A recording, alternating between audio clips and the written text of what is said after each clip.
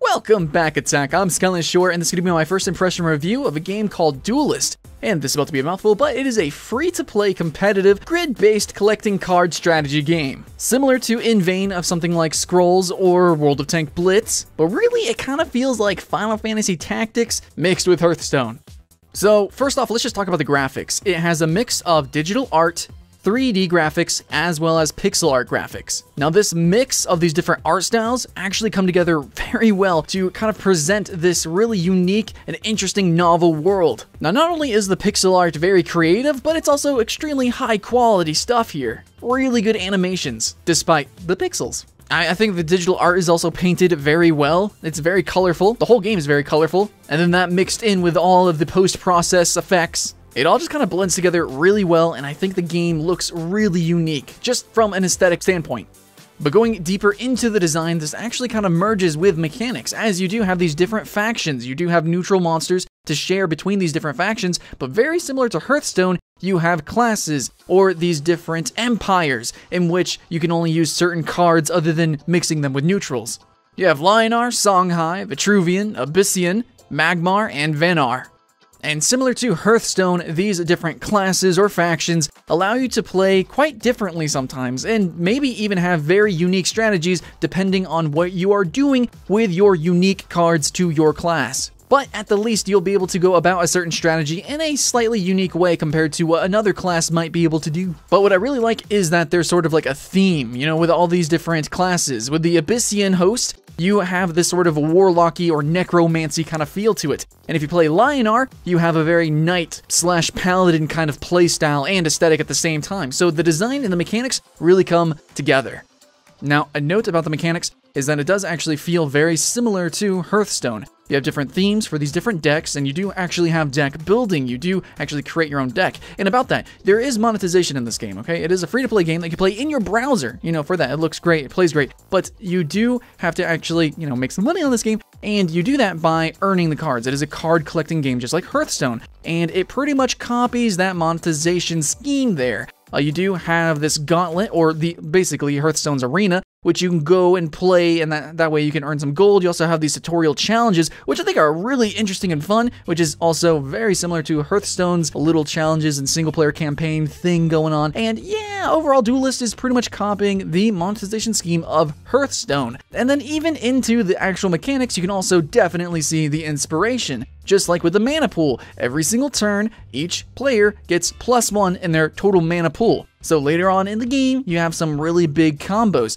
But right about there, the differences kind of start to blur a little bit. The game is a little bit different because we do have a playing board, so some mechanics need to actually change around in order to balance it and also make it a little bit more fair, because with a playing board, RNG would kind of be intense, right? I mean, if you don't summon a certain monster in a certain square during like your first or second turn, you could have a huge disadvantage because you actually need to move units, which sometimes can take multiple turns. So, removing some of the card draw RNG is really important. And games like Scrolls also thought of this, and so what you can actually do is every single turn you can replace one card. This way there's slightly less RNG, but of course there's still RNG, and you're still going to want some abilities and some sort of form of card draw in your deck in order to actually have the cards that you want.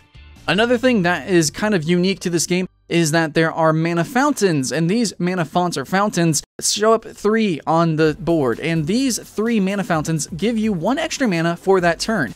And instead of being just straight down the board, you know, 1, 2, 3, it's actually 1, and then 1's a little bit closer to player 2, and then 3, which is still down the middle. This allows player 2, whoever goes second, the ability to do a bigger combo, which they also get 1 extra mana point, of course, just like Hearthstone. But because there is, you know, movement on the board, you need 1 mana fountain a little bit closer to player 2 because it's going to take them a little bit longer to get to the middle, you know, to actually get the fountains. So it's important for them to have 1 a little bit closer so that they can do a little bit of a bigger combo on their first turn. This kind of makes it a little bit even, and I think it's a really ingenious system. Without that, it would actually be really grossly unfair for player 2.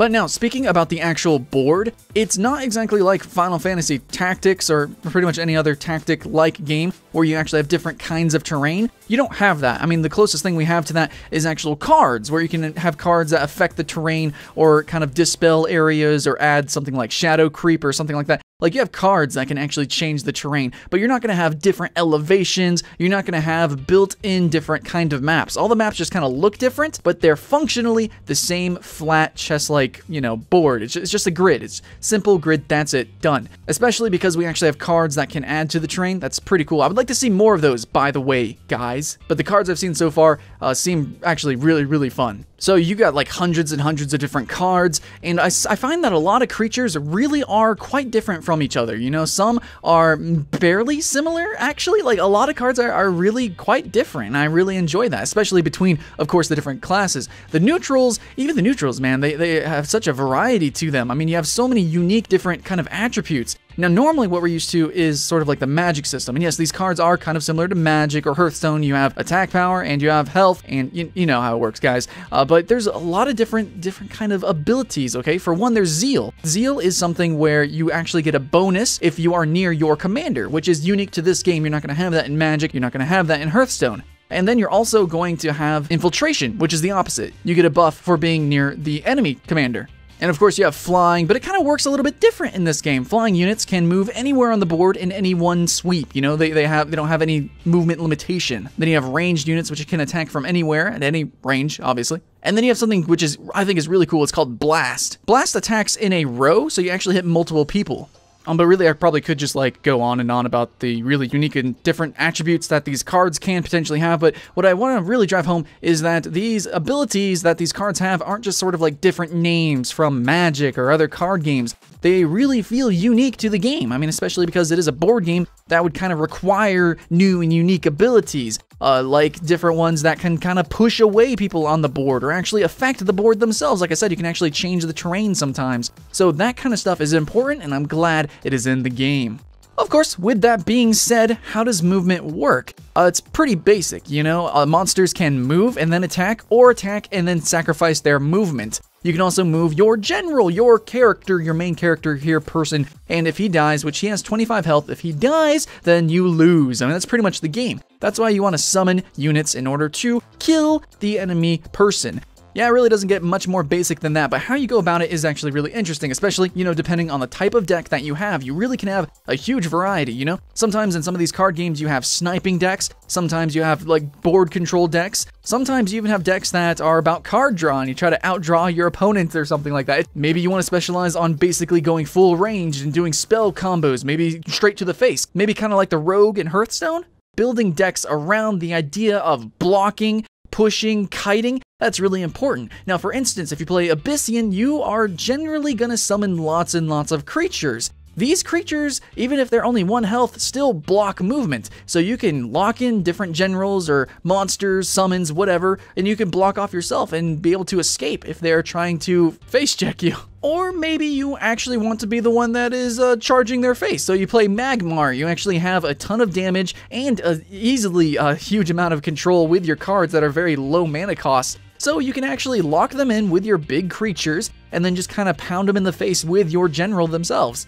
So really, the game kind of feels like Hearthstone, it does, but with an absolute, multiplication of complexity because of the board mechanic. And it definitely has a unique playstyle, and since Scrolls is being canceled, I really don't think World of Tanks Blitz is going to go anywhere. I don't like that game at all. Pretty much, this is the only game in its genre right now.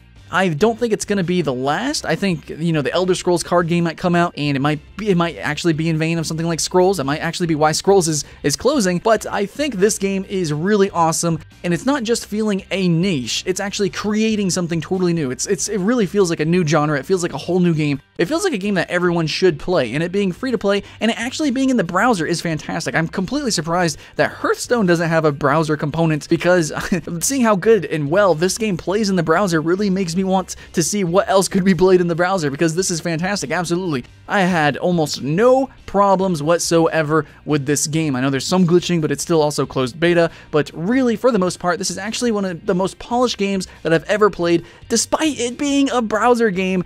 So yeah guys, I mean pretty much it's safe to say I'm having fun with Duelyst. Hopefully I kind of explained the gameplay a little bit for you. Try to use some metaphors and stuff so that you guys can understand a little bit. It's pretty unique, I'll be honest. But basically, take Final Fantasy Tactics and Hearthstone, and then you have Duelyst. I mean, that's it.